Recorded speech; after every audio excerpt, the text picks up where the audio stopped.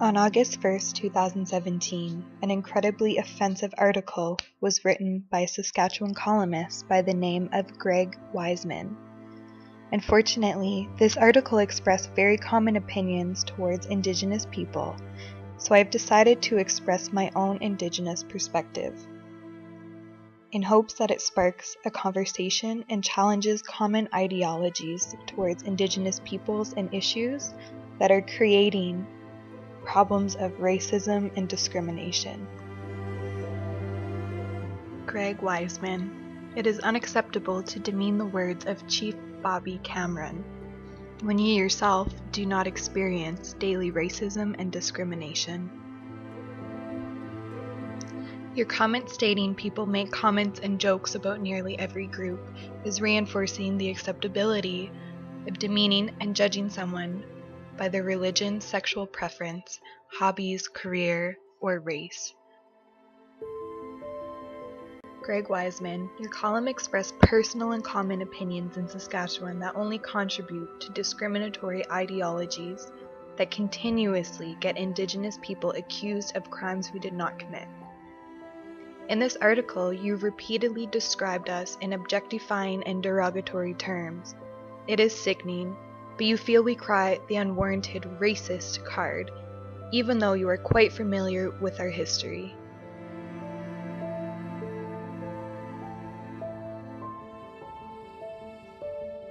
How can you minimize our experiences of historical trauma when it so clearly contributes to our high suicide rates in our youth, the overrepresentation of our men in prison, our missing and murdered Aboriginal women and children, the addiction issues seen among our culture, our low life expectancy rates, and our poor living conditions?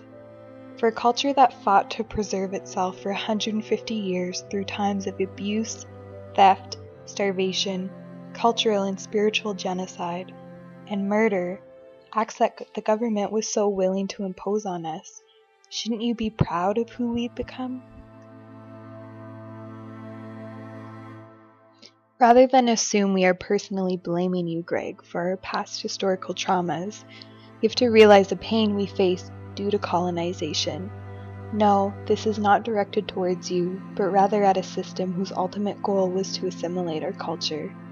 We want allies in this journey to reconciliation, and we need both Indigenous and non-Indigenous peoples to join forces and finally live in peace like our ancestors intended.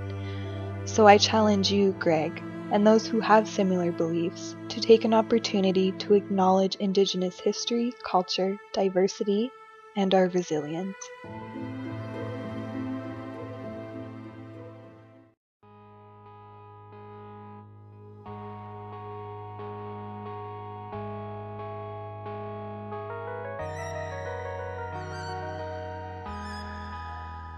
We call upon the government to enforce language rights according to treaties. Enable parents to participate in the education of their children and develop a more culturally appropriate curricula.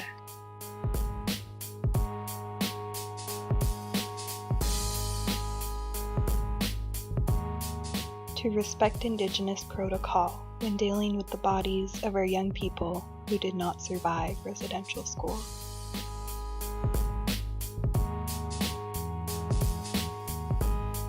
To recognize our diverse justice system.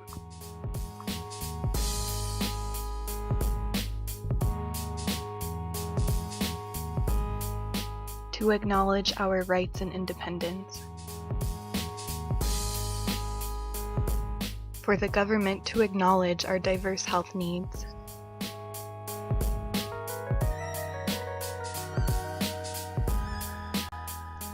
To reduce the number of our children in care while respecting the role of Aboriginal government in child welfare cases. To implement culturally appropriate programs for Aboriginal families.